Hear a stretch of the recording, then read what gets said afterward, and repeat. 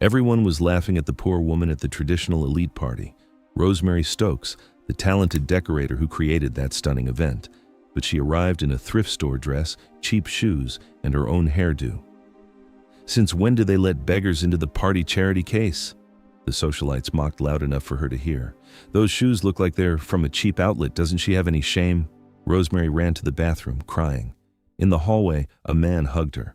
I saw everything, trust me. He returned to the ballroom and declared to everyone, "You're going to apologize. You were insulting my wife." Total silence fell. Denver Hughes, the most powerful billionaire in the country, had just protected her. But someone at the party wouldn't forgive the attention she received and was planning to destroy her.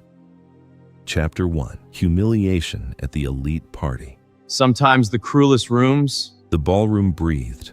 Golden lights pulsed over white petals suspended from the ceiling. Wisteria cascaded down marble columns, and the scent of jasmine mingled with the discreetly cooled air. It was a garden that didn't exist in nature. It was better than nature, the kind of thing that only comes to life when someone looks at an empty space and sees before anyone else exactly what it can become. Rosemary Stokes had seen it 3 weeks ago, standing in the center of this very ballroom, with the floor still covered in construction dust. Now she stood at the entrance, looking at all of it, and felt something she didn't expect. Pride.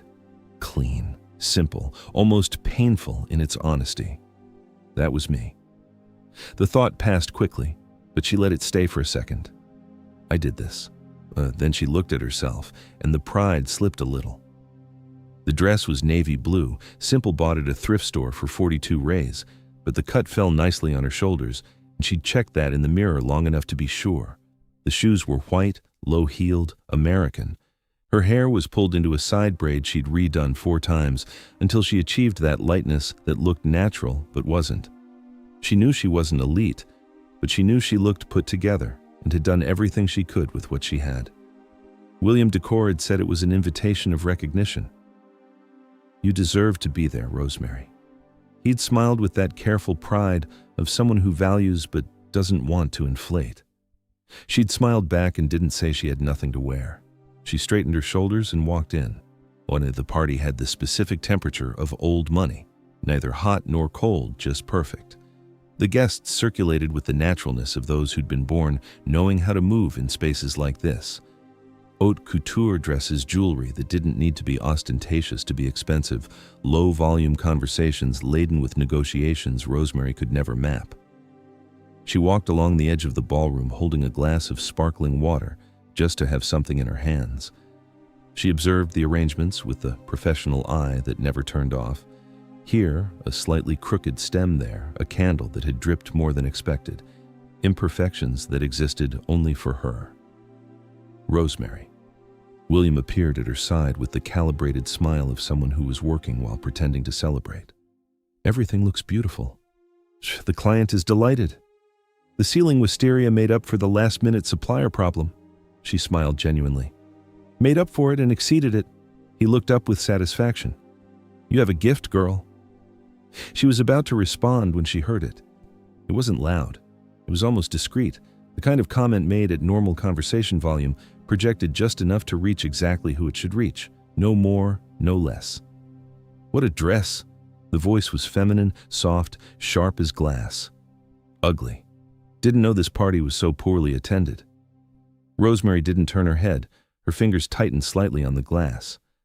It's from a thrift store, for sure. A second voice, equally cutting. Look at the way the seams fall. And the shoes. Light laughter, almost musical. They look like they're from a cheap American outlet, the kind that come 3 pairs in a box. Rosemary looked straight ahead. The decorative mirror on the opposite wall reflected the group behind her. 4 women in a semicircle, champagne glasses, dresses that cost more than 3 months of her rent. The one in the center was blonde, tall, with that beauty of someone who'd been gorgeous her whole life and had learned to use it as a weapon. The hairstyle is homemade. The blonde's voice, without performative malice, just fact, as if she were commenting on the menu. She did it herself, for sure. Since when do they let beggars into the party? The third woman laughed quietly. Must be charity. You know how it is, they invite the person who cleaned the bathroom to feel inclusive. Of course. Rosemary's thought was almost calm. Of course, this is how it is. She'd grown up knowing the world had two sides and that she was on the less shiny one. She'd learned not to care about it in the practical way of someone who doesn't have time to care. She'd worked, developed genuine talent, and built a small but her own career without asking favors from anyone. But there was a difference between knowing the world was like this and standing in a ballroom she'd created with her own hands while women with inherited jewelry mocked her shoes. The heat started behind her eyes. She recognized it with a dull anger. Not now, not here, but the heat didn't obey. William. Her own voice came out lower than intended. Excuse me for a moment. He was talking to someone and just nodded without looking. Rosemary placed the glass on the nearest waiter's tray and walked toward the side hallway with measured steps, shoulders still straight because her shoulders she controlled. Her face was harder. Her eyes were impossible. She pushed open the bathroom door and went in. The bathroom was all white and gold marble.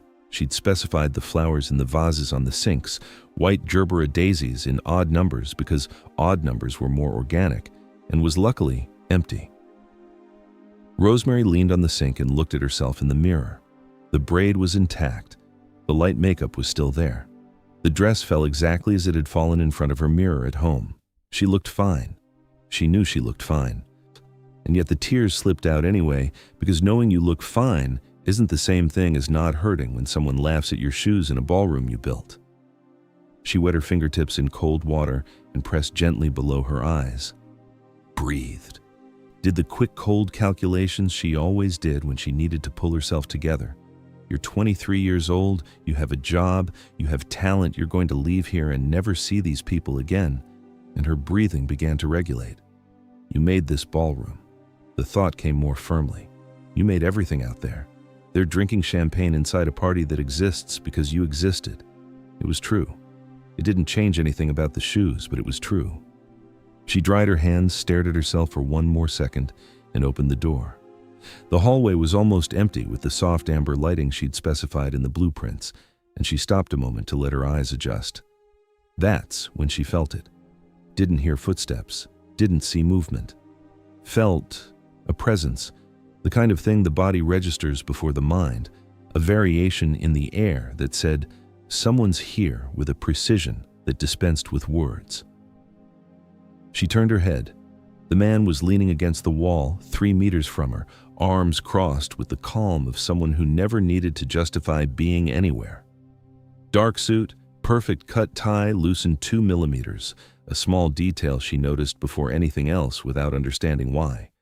Eyes she couldn't classify in the amber lighting, but that looked at her with an attention that wasn't casual curiosity. It was something else.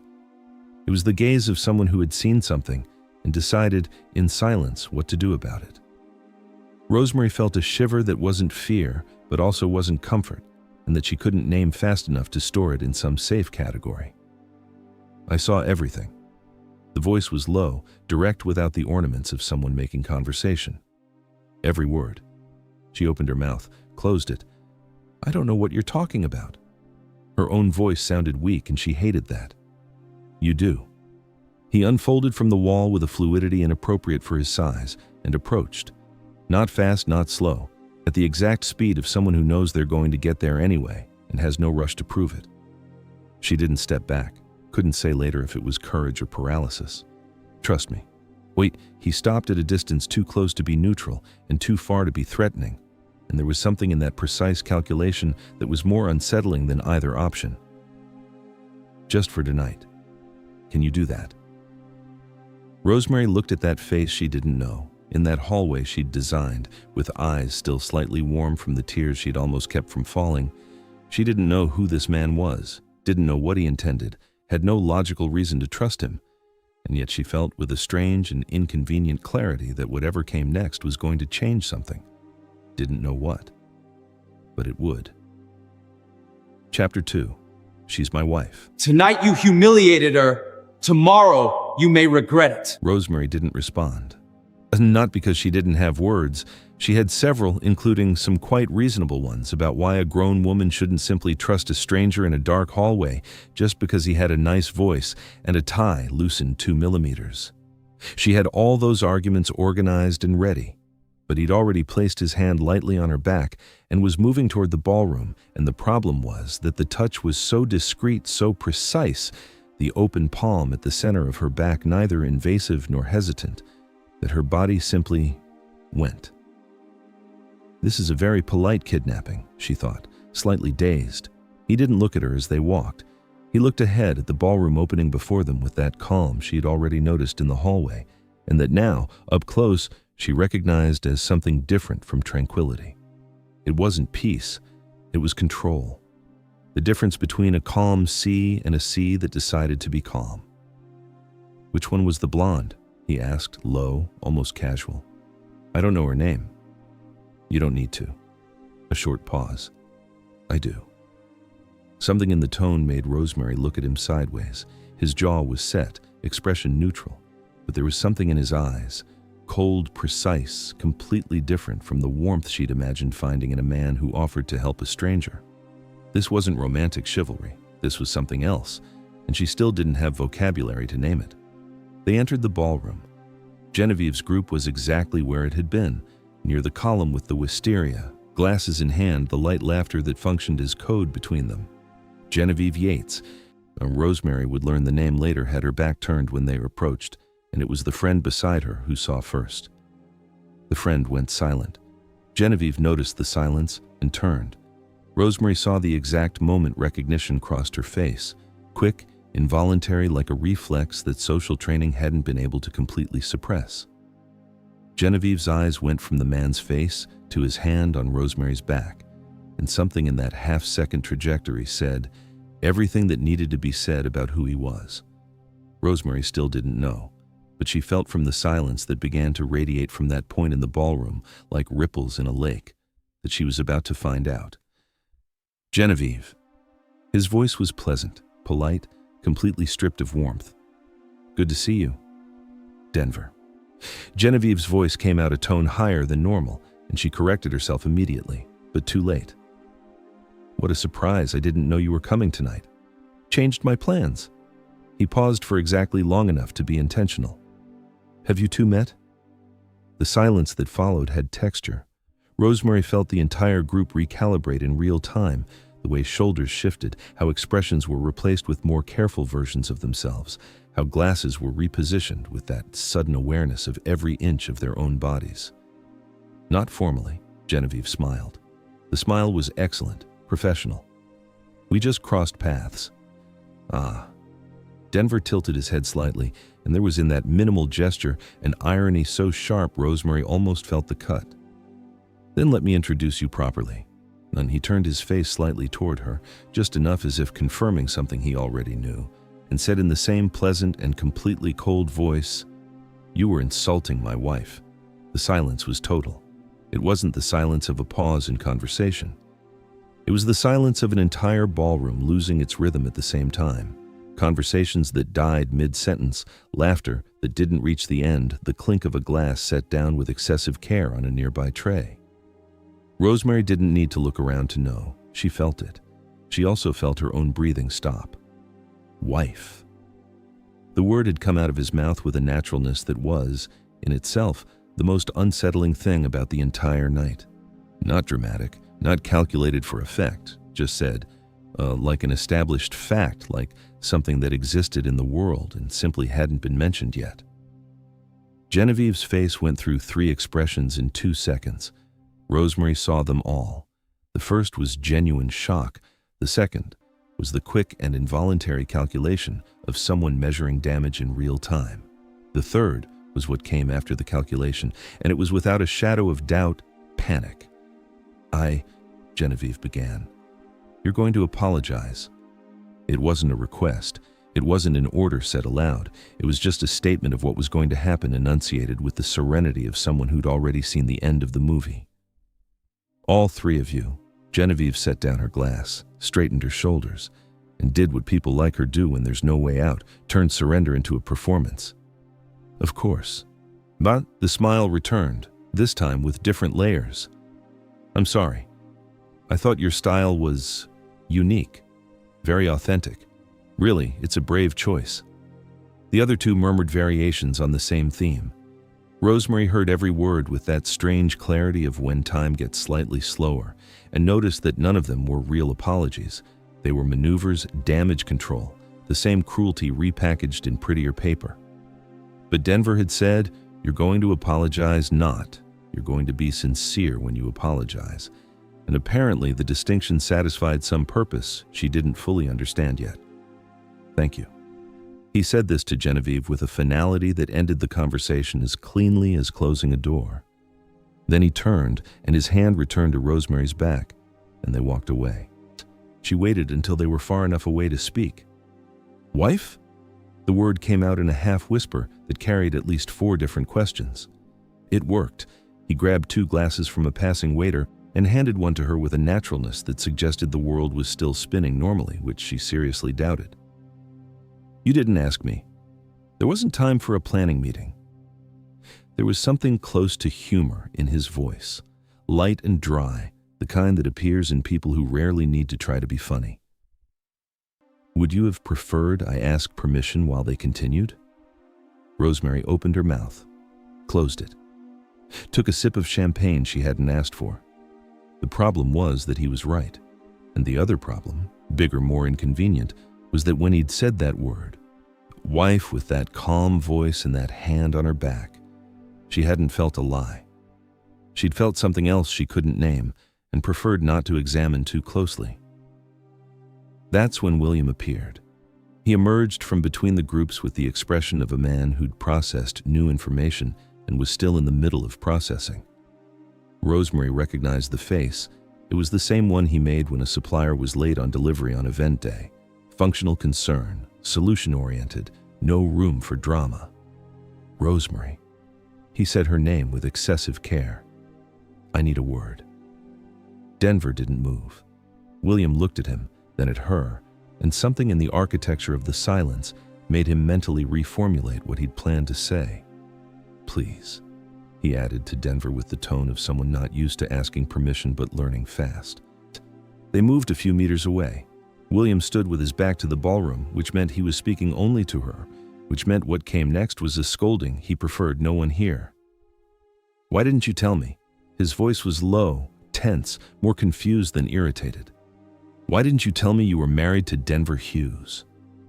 Rosemary felt the name land with different weight than she'd expected. Denver Hughes. She still hadn't processed the last name. The entire ballroom had frozen when he spoke. Genevieve had gone pale. "Who is this man?" "Should I have mentioned it?" she replied, which wasn't an answer but bought time. "You should have at least told me you didn't have an appropriate dress." William ran his hand through his hair, with the discreet exhaustion of someone recalculating many things at once. "You're too naive.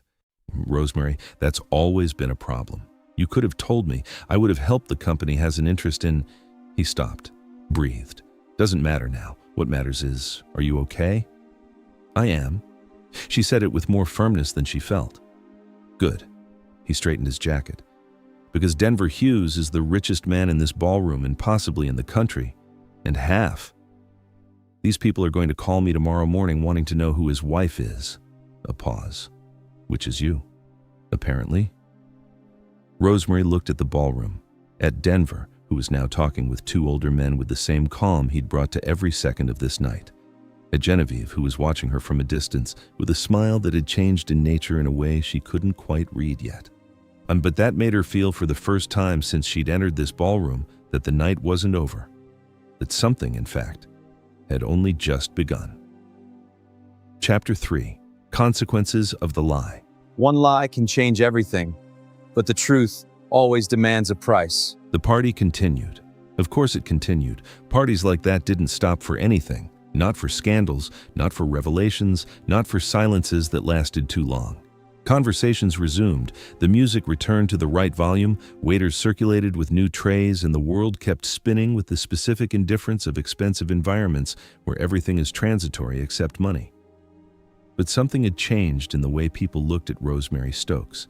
She noticed it first in the waiters, the slightly faster attention, the minimal tilt of the tray in her direction before anyone else's. And then, in the groups she passed, conversations that made space smiles that appeared a second earlier than necessary, that performative hospitality that money generates around those who seem to have it. 3 women who an hour ago had looked at her dress like it was a personal offense now smiled with their teeth showing. The contrast was nauseating, not in a dramatic way, in a quiet, cold way that settled in her stomach like still water. The world hadn't changed. She hadn't changed. The only different thing was the man 2 meters from her, and that was all it had taken for every person in that ballroom to see her completely differently. This is how it works, she thought, and the thought hurt more than the comments about the shoes. You're very quiet.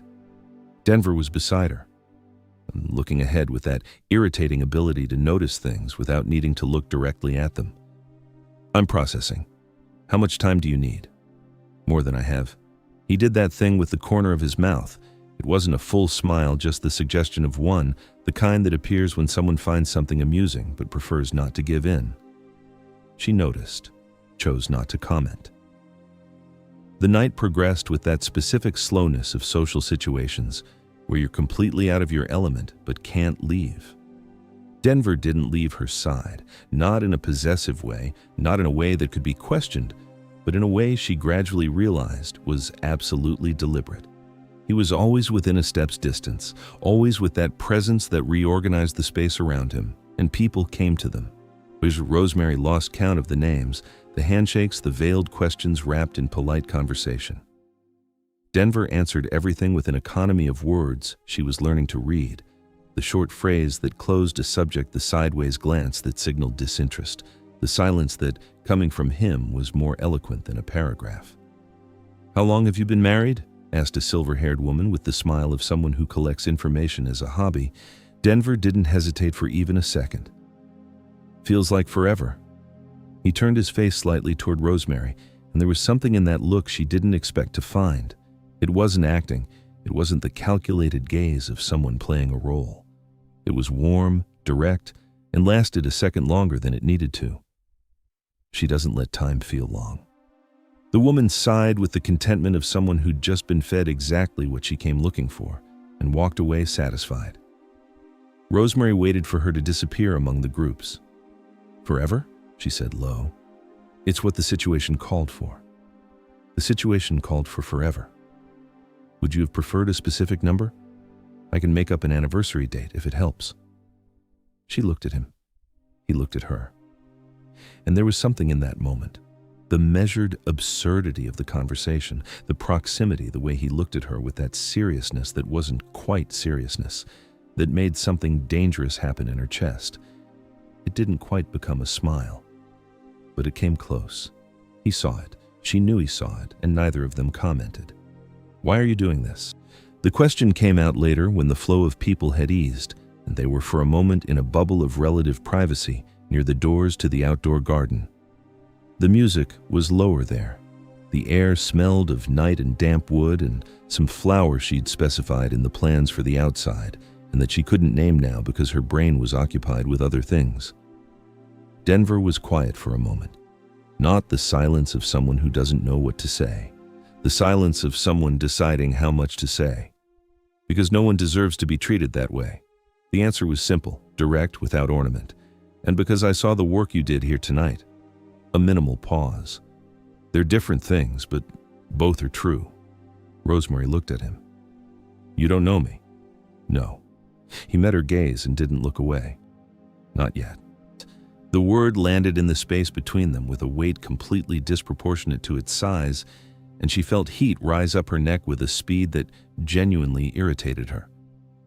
She shifted her gaze to the outdoor garden. The lights she'd chosen for the bushes created long shadows on the stone floor. That was a line, she said to the garden. It was an observation. To the night, equally direct. There's a difference. The paparazzi were at the exit. She hadn't thought about that. Hadn't thought about any of the practical consequences of that night because she'd been too busy surviving it in real time. But when they left through the main hall and the camera flashes began, her body froze for half a second before Denver's arm was around her waist and the movement continued, fluid, as if this were completely normal. Look straight ahead, he said close to her ear, low enough to be just for her. You don't have to smile if you don't want to. She didn't smile. She looked ahead with that quiet stubbornness that was, in fact, the only defense mechanism that worked reliably, and walked through the flashes with her spine straight and her cheap shoes making regular sounds on the hall's marble. In the car, dark, silent smelling of expensive leather, he said, "We're news tomorrow morning." "I know." She looked out the window. "I'm sorry." "For what?" "For getting you involved in this, for not having—" She stopped. "I should have said no in the hallway." "You didn't say no." "I know I didn't." "Why didn't you?" The question was genuine, without a trap, and it was exactly why it was the hardest of all. Rosemary kept looking at the city lights passing by the window and didn't answer, because the honest answer was that she hadn't been able to, and the reason she hadn't been able to was something she preferred not to examine inside a dark car 40 centimeters away from him. The street where she lived was quiet at that hour. Simple building, intercom with a button that sometimes didn't work, small yard with uneven grass. The car stopped in front, and the contrast, with the ballroom, with the flashes, with the haute couture dresses and the jewelry and the perfect temperature of old money, was so stark that she felt it physically, like pressure. "Thank you." She grabbed her purse. "For everything, really. Can I come up?" The question came out calm, without urgency, without the connotation she expected and kept waiting for, and that didn't come. "Just to make sure you're okay." She should have said no. She had enough reasons, all reasonable, all correct. She said yes. The apartment was small, tidy, with the specific care of someone who has little space and much attention to detail. He entered without commenting on the size, without the look of someone making comparisons, and this she noticed and stored without knowing yet where to store it. They talked for too long. About the party, about her work, about the flowers in the outdoor garden that he'd noticed and that surprised her he'd noticed. The conversation had that strange quality of conversations that happen late at night, where the darkness outside functions as permission to say things the day wouldn't allow. He was too close when she realized it. Or she had gotten close, couldn't say who had moved, and maybe both and maybe neither. Maybe it was just the specific gravity that existed between them and that she'd tried to ignore since the hallway.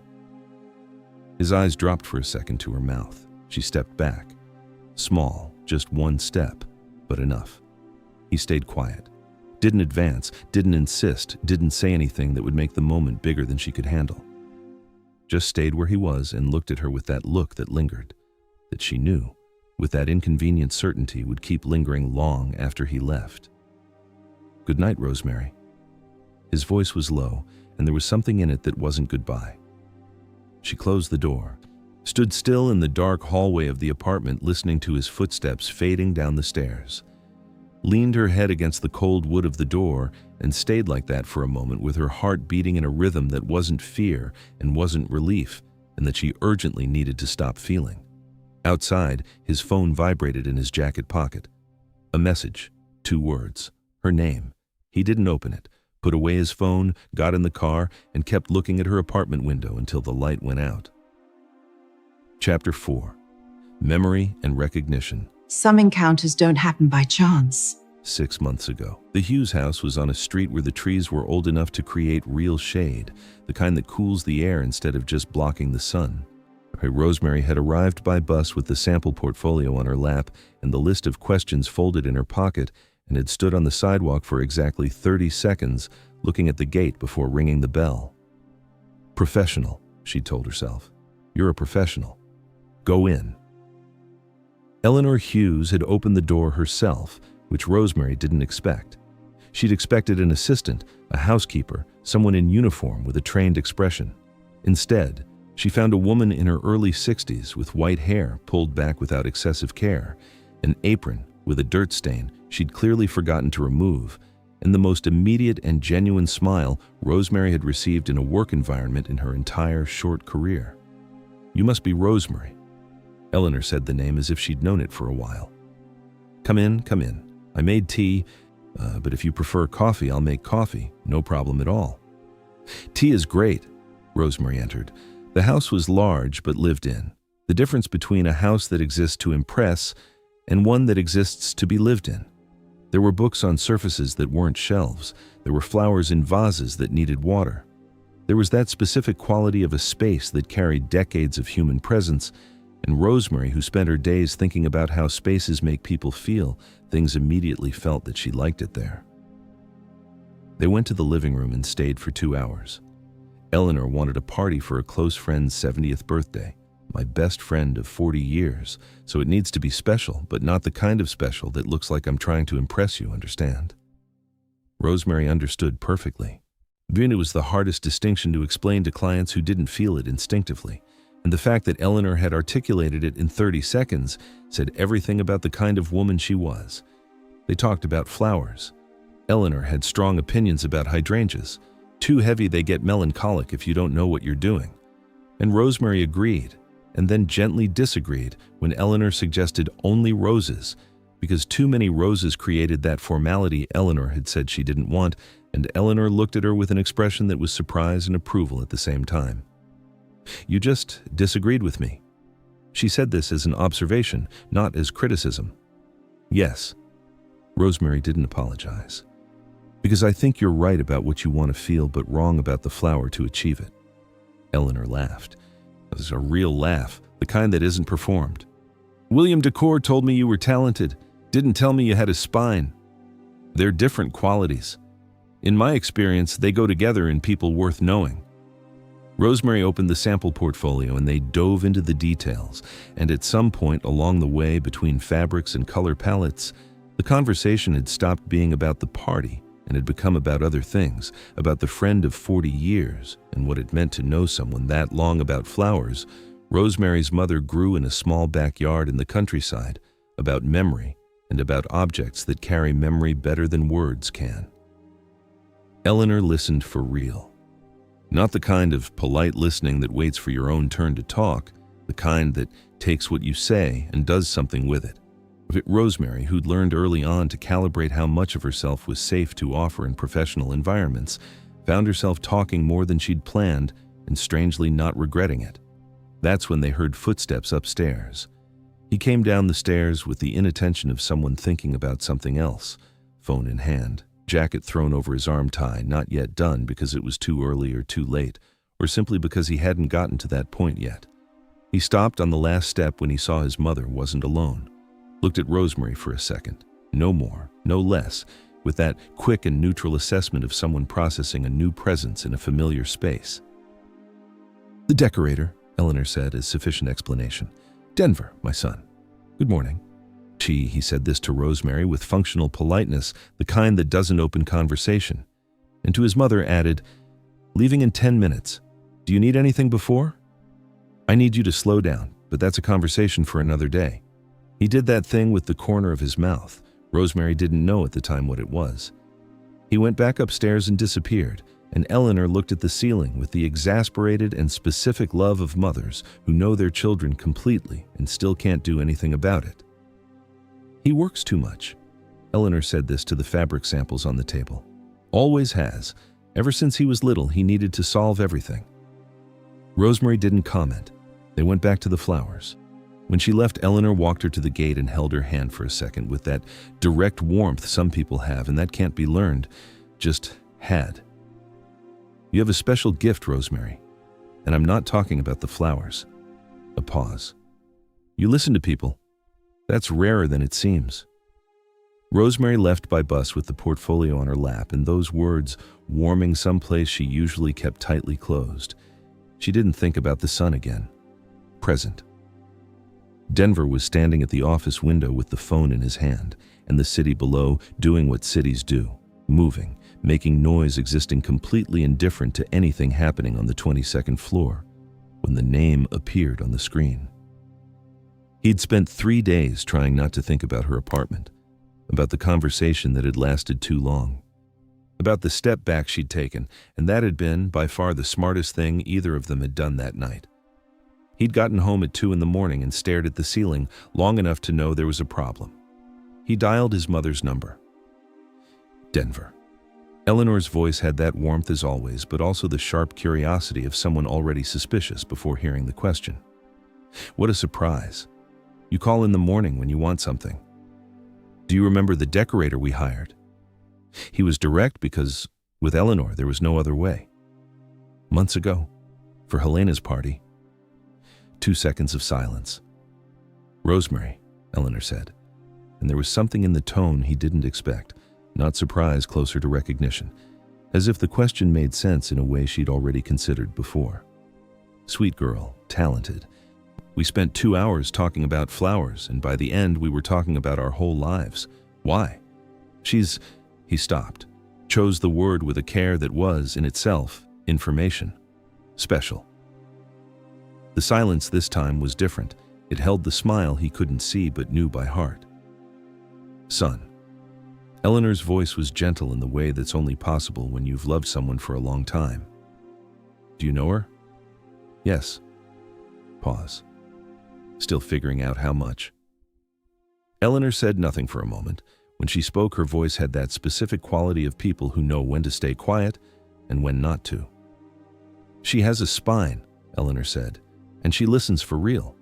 Don't let her get away. He hung up and kept looking at the city. The dinner had been his idea, and she'd taken 40 minutes to respond to the message, which he correctly interpreted as yes with resistance, and there was something in that resistance that was for reasons he preferred not to examine too closely, more interesting than an immediate yes could ever be. The restaurant was small, discreet, without the kind of visibility that created problems.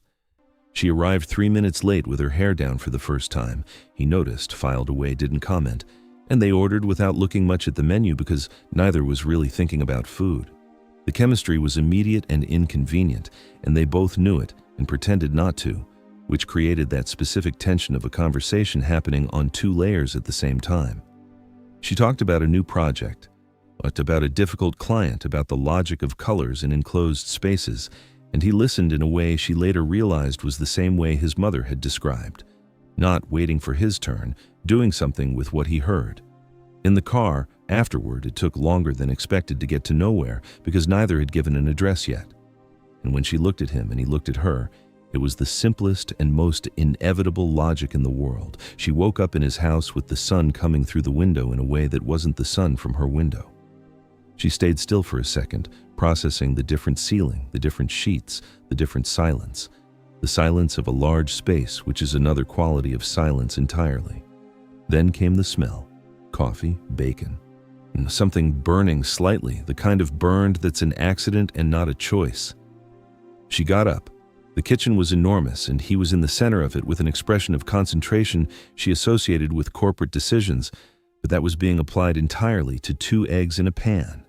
There was orange juice in a pitcher he'd clearly hand-squeezed because there were peels in the sink. There was bacon on paper towels. There was coffee in a coffee maker that was the only element of the entire composition that seemed to know what it was doing. Denver looked at her when she appeared in the doorway. Didn't say good morning. Said, "The eggs are technically done." Technically. The margin of error is reasonable. Rosemary looked at the pan, at the juice, at the orange peels in the sink, at the richest man in the country who had hand-squeezed oranges at 7 in the morning for reasons she couldn't name, but felt with a clarity that was, honestly, the most serious problem she'd faced in recent life. Something in her chest did a thing she wasn't ready to do, but that happened anyway. She sat down, picked up the fork, and ate the technically done eggs without saying anything more, because some things are bigger than the words that exist for them. He sat on the other side of the table and pretended this was completely normal. Neither believed it. Both preferred it that way. Chapter 5. Sabotage and Jealousy. Someone didn't just want her to fail, they wanted her destroyed. And now they'll pay. Genevieve Yates didn't forgive. It was a characteristic she'd cultivated over the years with the same care she cultivated everything else, her posture. But her contacts, her reputation, as a woman who frequented the right places and knew the right people and never, under any circumstances, was left aside. Forgiving required generosity, and generosity required an internal abundance that Genevieve had replaced long ago with something else, more efficient, more durable, more reliable. She held grudges, and in the week that had passed since the party, Genevieve had been holding on with a precision that was almost artisanal. She was sitting on the apartment balcony with the tablet in her hand and the coffee cooling beside her when she found the photo. It wasn't hard to find. It was in 3 different society columns, 2 gossip pages, and an entertainment profile that had enough followers to matter. Denver Hughes leaving a party with a woman. The woman in the simple navy blue dress and white shoes and loose hair that the wind had slightly tousled toward the flashes. She looked completely out of place, and at the same time, somehow that Genevieve refused to examine honestly, she didn't. Rosemary Stokes. She'd searched the name the same night. Decorator, 23 years old, William Decor. No family with a name, no traceable assets, no social history that justified absolutely anything about where she'd ended up that night. Genevieve closed the tablet with a calm that was more dangerous than any anger. Nobody, she thought, with that specific coldness of a decision made. She's nobody.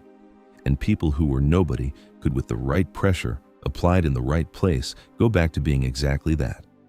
The investigation took 2 days, not because it was difficult, because Genevieve was methodical, and methodical meant not acting before having everything she needed. She had contacts at 3 event companies in the city, a flower supplier who'd depended on her contracts for 4 years, and the patience of someone who'd learned that revenge executed in haste was amateur. What she found was simple and sufficient. William Decor had a new client, a large corporate party, considerable budget, the kind of contract that a small company like his couldn't afford to lose. The client was demanding in the specific way of someone who had enough money to be. And Rosemary Stokes was the lead decorator on the project. It was almost elegant, in a way Genevieve coldly appreciated. She called the flower supplier on a Tuesday morning, and the conversation lasted 8 minutes. She called the client on a Wednesday afternoon, and the conversation lasted 15. She'd prepared the argument carefully. No lies, never lies, just the selected truths that created the right impression. Too young. Inexperienced for a project of this scale. I heard comments about the last event. Doubt planted with the lightness of someone doing a favor. On Thursday, the supplier confirmed delivery. Wrong color flowers. Not completely wrong, just enough to be unacceptable for a client who'd specified that exact white 3 times in meetings. On Friday, 2 decorative panels arrived with damage no one could satisfactorily explain. Genevieve was at lunch when her phone vibrated with confirmation. She cut her risotto with her usual precision and didn't smile because smiling would be vulgar. She just turned the page. Rosemary arrived at the event space on Saturday morning 3 hours early because she always arrived 3 hours early because she was the kind of professional who preferred problems found early to problems found late. She had the list on her phone, the schedule printed because printed didn't run out of battery, and that quiet concentration that was, according to William, one of her greatest assets. She saw the flowers when the delivery guy opened the box. She stared for 2 seconds with that slow falling sensation that precedes complete understanding. Cream. The flowers were cream. The client had asked for white, not ivory, not cream, not off-white white, and had repeated this with the emphasis of someone who'd been through a traumatic experience with color palettes at some earlier point in life. This is wrong, she said to the delivery guy with a calm that cost effort. The order was pure white. That's what's on the invoice, miss. He showed her the paper. It was, in fact, on the invoice like that. She grabbed her phone and called the supplier. Call dropped. Called again. Got a recording. Sent a message. Waited for the response that didn't come with the clock in her head, marking every minute that passed. That's when she found the panels. There was no reasonable explanation for the damage. She stood looking at the structures with that specific dizziness of when reality doesn't fit available logic. The panels had arrived the day before. She'd checked them personally, had photographed them as she always did. They were perfect. Now they weren't. Someone did this. The thought arrived quietly, certain, without drama. This wasn't an accident, but the event started in 5 hours, and she had wrong color flowers and damaged panels, and a supplier who wasn't answering, and the difference between knowing it was sabotage and being able to prove it was sabotage was exactly the difference between being right and having a job. She spent 2 hours trying to fix it, called alternative suppliers, 2 without stock of the right white one with a price that didn't fit the approved budget. Tried to improvise with what she had, photographed each attempt, sent options to the client with messages that balanced honesty and damage control with a skill she didn't know she had until she needed it. The client responded with 3 words. This wasn't it. William arrived at 2 in the afternoon. She saw him enter through the ballroom with that step she'd learned to read over months. Fast contained the step of someone managing something internally before getting to the conversation. The client was beside him, face closed, the silence of someone who'd already decided what they felt and was just waiting for the space to say it. The conversation with the client lasted 20 minutes. Rosemary stayed outside, waiting, phone in hand, photos of the panels open, because they were the only thing she had that came close to evidence. William came out alone. "The contract's been canceled." He said this looking at her, and there was something in his face she recognized as worse than anger. It was the exhaustion of someone about to do something they don't want to do. "He's going to the competition," said the quality declined. "William, the flowers came wrong. The panels got damaged overnight. I have photos. I know you have photos." His voice was gentle. That was almost worse. "I believe you, Rosemary, but believing doesn't bring the client back." She stayed quiet. "I have years of brand equity here." He ran his hand over his face with the weight of someone older than he looked in that moment. "I care about you a lot.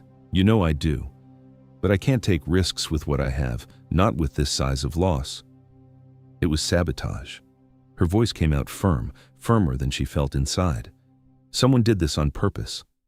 Without proof, I can't act on that." A pause. "I'm sorry.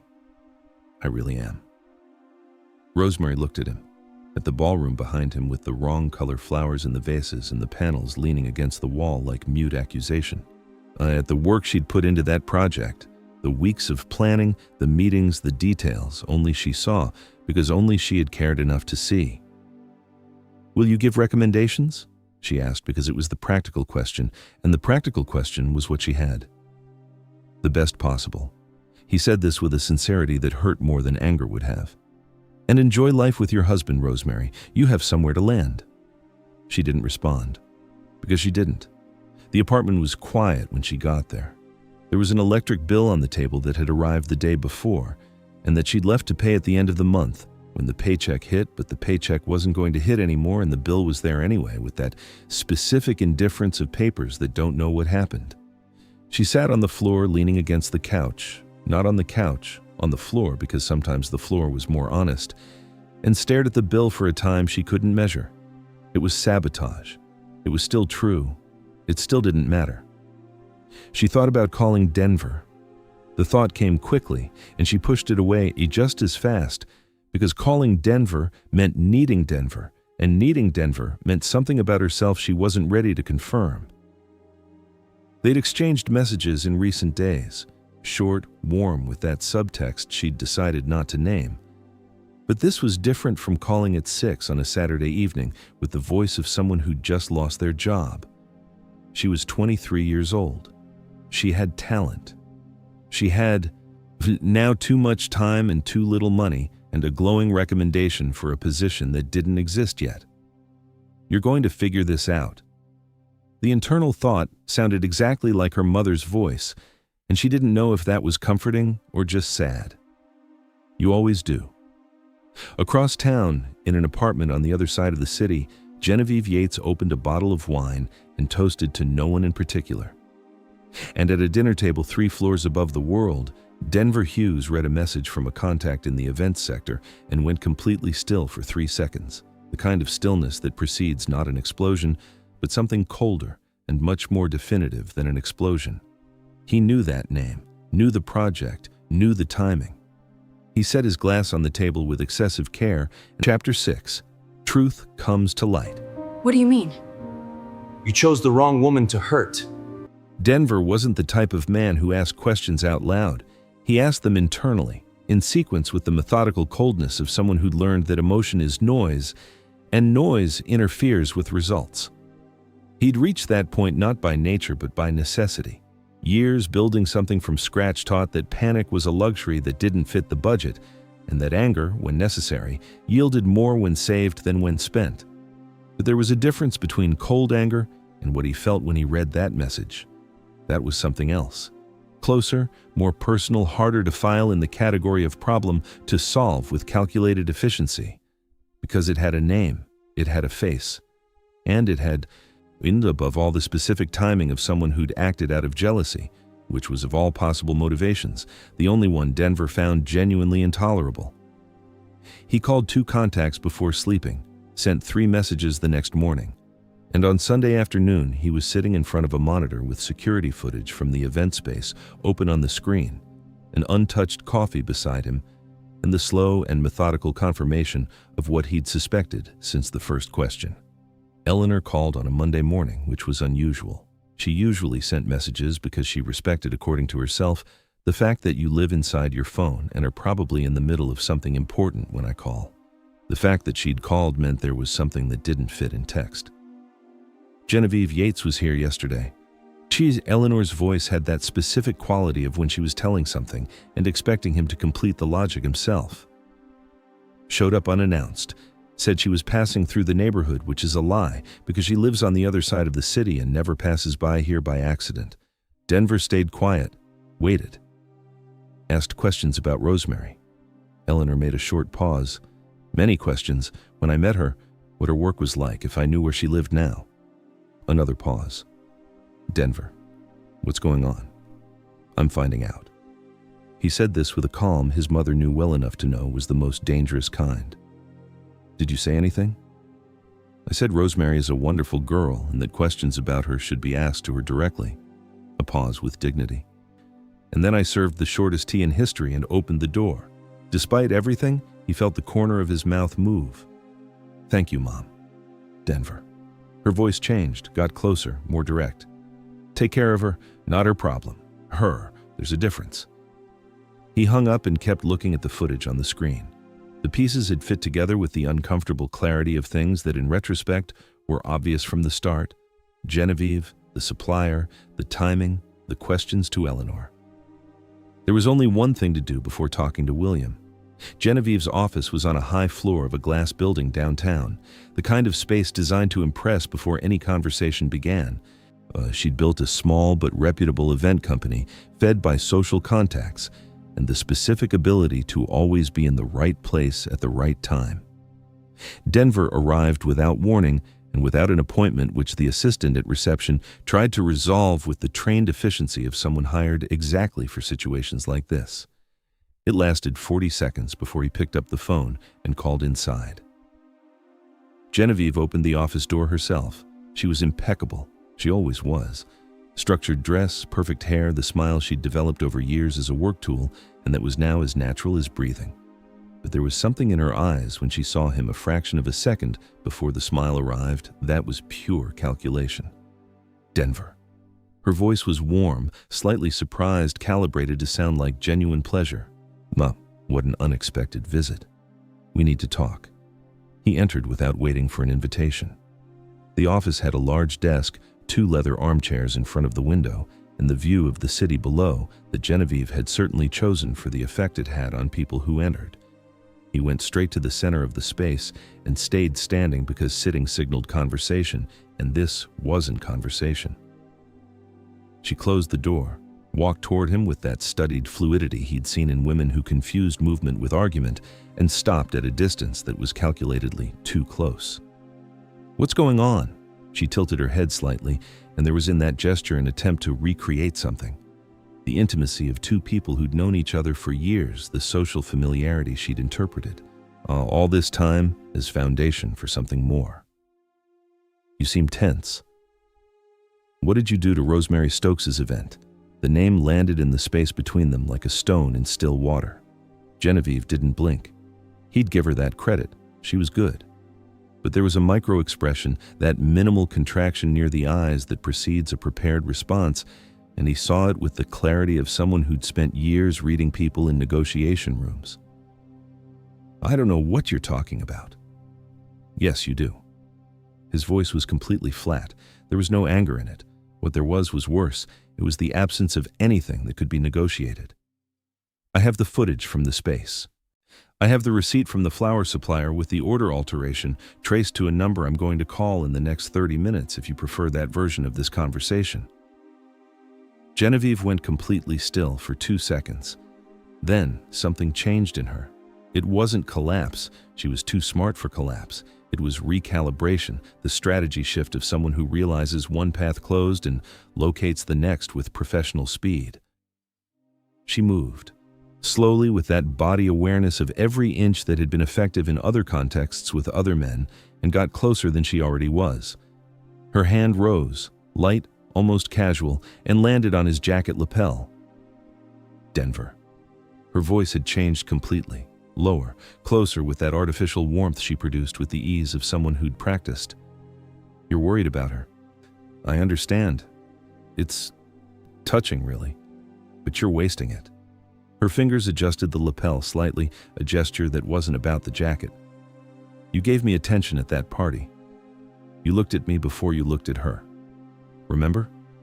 He didn't respond, didn't step back, just looked at her. That look, she'd seen variations of it in other men and had always found beneath the surface some opening. Curiosity, vanity, the masculine desire to be pursued that coexisted, paradoxically, with the desire to pursue. There was always something. In Denver's gaze, there was nothing. It was smooth, direct, completely closed to what she was offering, and this was, she realized in that exact second, absolutely definitive. You think, she continued, because stepping back now was admitting, and admitting was unacceptable, that a thrift store decorator's what you need? Her hand descended slightly down the jacket. I know your world, Denver. I know how to move in it, what's expected, what... Take your hand off. He said this with a tranquility that was more cutting than any volume. 2 words, neutral tone, and there was in them a boundary so clear it was almost physical. She took it off. The silence that followed had different weight than what had entered that office. Genevieve stood in the center of her own space and felt for the first time in a long time something she wasn't used to feeling. Small. You sabotaged her work, he said, resuming as if the interlude hadn't happened, which was the most humiliating thing of all, because you were jealous of the attention she received. A pause. From me, who never showed any interest in you beyond basic social politeness. That's true. He didn't raise his voice. I have the footage. I have the receipts. I have the supplier's statement who will be much more cooperative with me than with you when I call. He adjusted his jacket, the only clothing adjustment he'd made the entire time there. William Decor is getting all of this today. What he does with it is his decision, but my recommendation will be clear. Genevieve was motionless. And if you come near Rosemary Stokes again, he walked toward the door with that fluidity she'd noticed at the party and that now had a completely different flavor. I'll remember that you have a company that depends on contracts, and I have a very good memory. He opened the door and left without looking back. Genevieve stood alone in the office with the city view and the smile that had completely disappeared, and there was nowhere to get it back from now, and felt anger rise with a speed that was, for the first time, mixed with something she refused to call by its correct name. She grabbed her phone, typed to a number she'd saved for weeks without ever using. I found something about the girl, about who she really is, sent it before thinking better. Then stared at the sent message with that coldness of someone who just crossed a line and knows it and decides it doesn't matter. William answered on the second ring. Denver was direct, as always, and this time there was something in the tone that William recognized not as corporate pressure, but as something more personal, which was, in a way, more convincing than any corporate pressure. He sent the footage by email during the call, heard William's silence on the other end as he opened the files, and then heard something he didn't expect. Not surprise, closer to quiet shame, the sound of someone realizing they'd made a decision too quickly in the wrong direction. My God! William said this low to himself before being to Denver. I fired her. Yes, she tried to tell me, said it was sabotage, and a pause. I said I believed her, but that I didn't have proof, and sent her away with a recommendation and a comment about her rich husband. Denver's silence was, deliberately, long enough to be felt. I need to talk to her. William had shifted to resolution mode with the speed of someone who doesn't have time to sink into guilt. Not just apologies. I have a management position that's been open for 3 months and that I'd decided to fill internally, but... He stopped. She's the right person, Denver. Always was. Hadn't seen it at the right scale. Then see it now. Denver said this without softness and without hardness, just as fact. But first find her. She's not answering her phone. You tried? A pause that lasted a second longer than it needed to. Several times. William didn't comment on the tone, or he was smart enough not to comment. I'll go to her apartment tomorrow morning. A pause. You coming with me? Denver looked at the window, at the city that continued indifferent below, at the reflection of his own face in the dark glass, which had that expression his mother knew and that he rarely let appear. Yes, he said simply. I'm going. Chapter 7. Apology and Promotion. What started as a lie might become something neither of us expected. Rosemary had found 3 possible apartments on the internet. 2 were outside the budget she still had. The still was the operative word because the still was shrinking with the specific speed of when you stop receiving and keep spending, which is the speed of all things that don't stop just because your life stopped. The 3rd was smaller than her current one, not farther from downtown with a window photo showing the wall of the building next door 2 meters away. She'd bookmarked all 3 anyway because bookmarking cost nothing and sometimes was the only available move.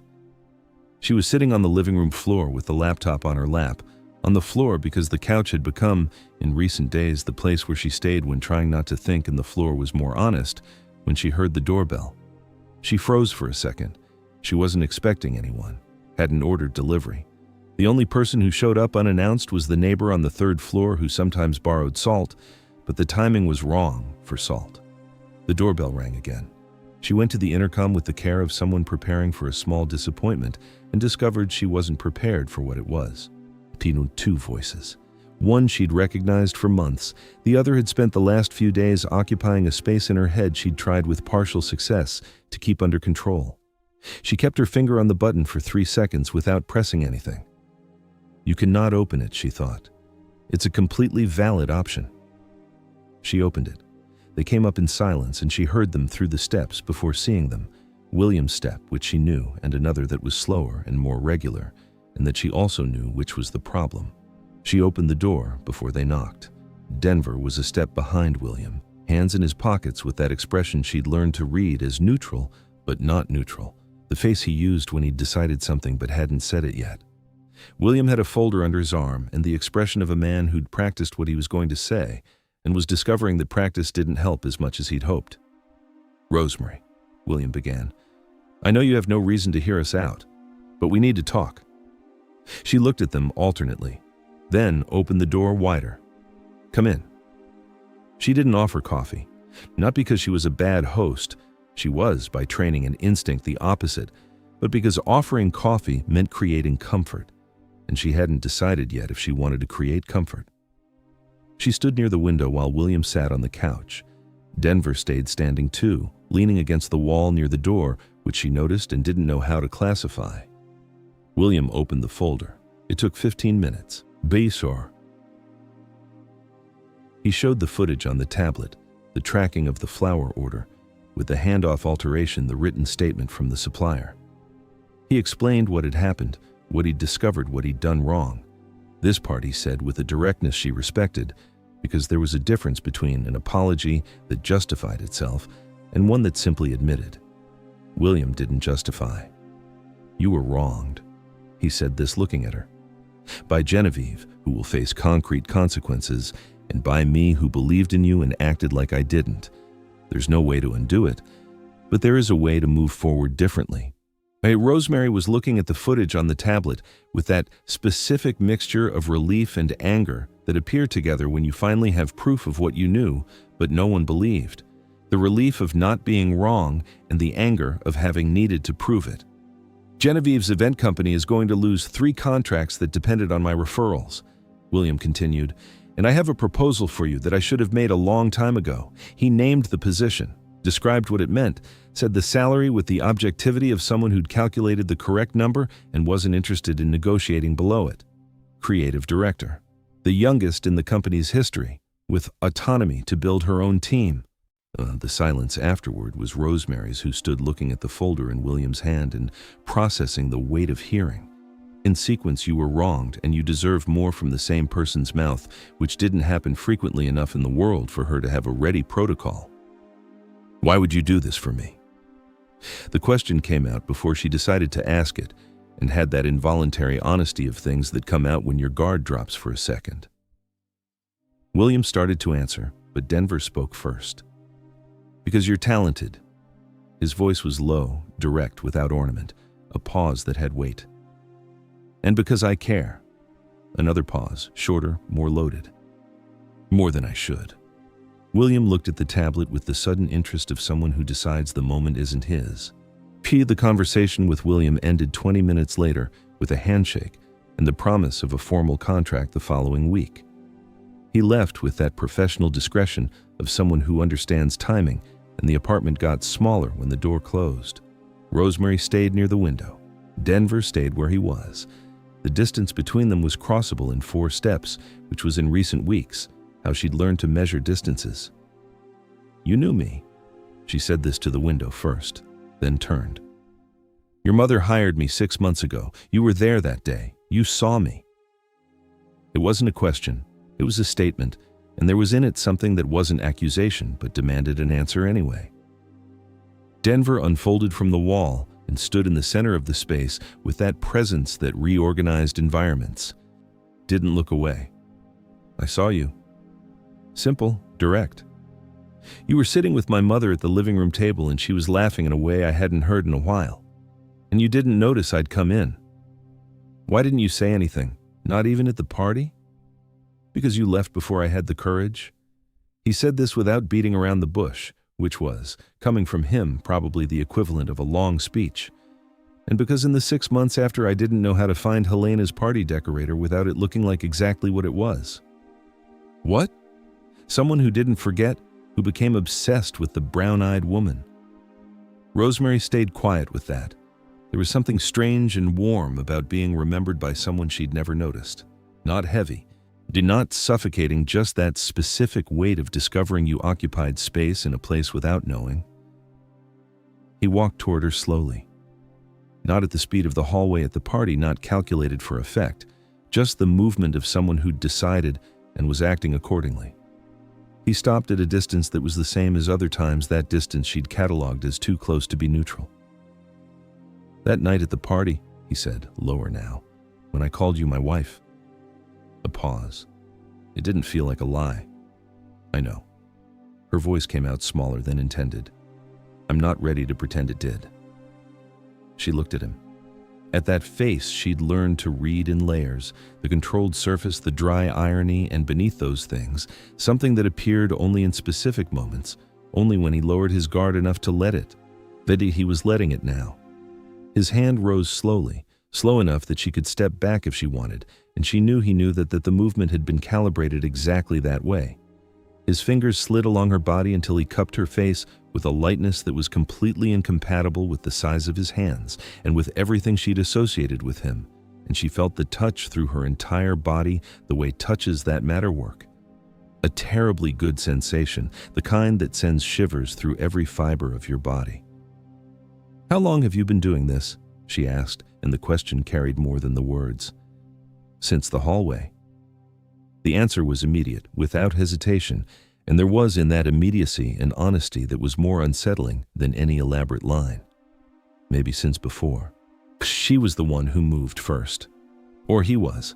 Later she couldn't say for sure, and maybe it was because they'd both moved at the same time, which was the only version that made sense for something that had been inevitable from the start. The kiss wasn't urgent. It was the kind that starts slow, because there's time now, because the rush had passed, because weeks of accumulated tension didn't ask for explosion, but rather the slowness of those who finally can. His hand was on the side of her face, and the other found her waist with that precision she'd noticed since the first time he'd touched her. Firm, present, completely intentional, until he slid his hand across her back, pulling her against his chest.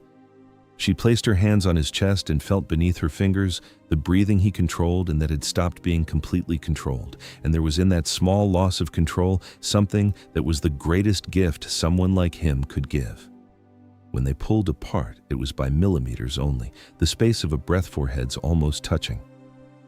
That was, she began. Yes. He said before she finished, and there was in the tone the dry humor that appeared whenever he knew he was right and preferred not to elaborate. She let slip what she'd tried to hold back for weeks. Not a complete smile, something closer, more real, the kind that appears when resistance finally ends, and you realize the other side wasn't as dangerous as it seemed. He saw it. And this time she knew he saw it. And this time she didn't care. They stayed like that for a moment that didn't need words in the small apartment with the bills on the table and the 3 bookmarked apartments still open on the laptop. And there was in that something that was better than the marble ballroom and the cascading wisteria. It was real. It was hers.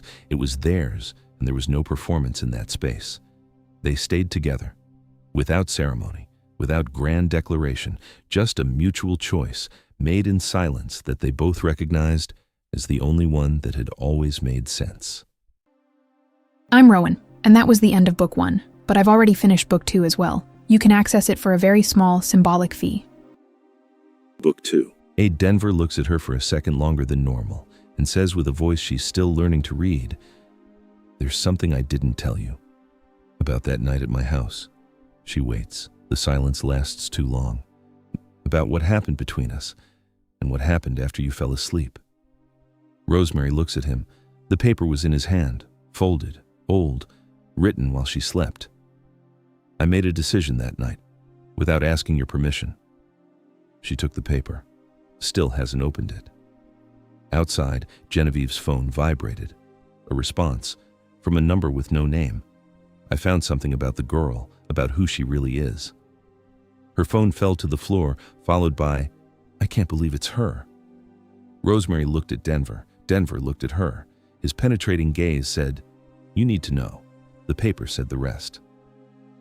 Like I said, that was just a taste of Book 2. To watch it uncensored, just click on the first link here in the pinned comment. I'll see you on the other side in a few seconds. Remember, just click on the first link down here in the comments, and Book 2 complete. No ads, no interruptions. Will already be available for you. It's very simple. Book 2 is something I'm loving making. You're loving it too, so I promise there will be more. It's where you find increasingly spicy stories, a true dark romance, and precisely because this version is getting more and more heated, the video isn't well accepted publicly on YouTube. This closed environment is where I can actually share my essence, and where I feel free to do my best work for you. More news coming soon. I'll be waiting for you on the other side.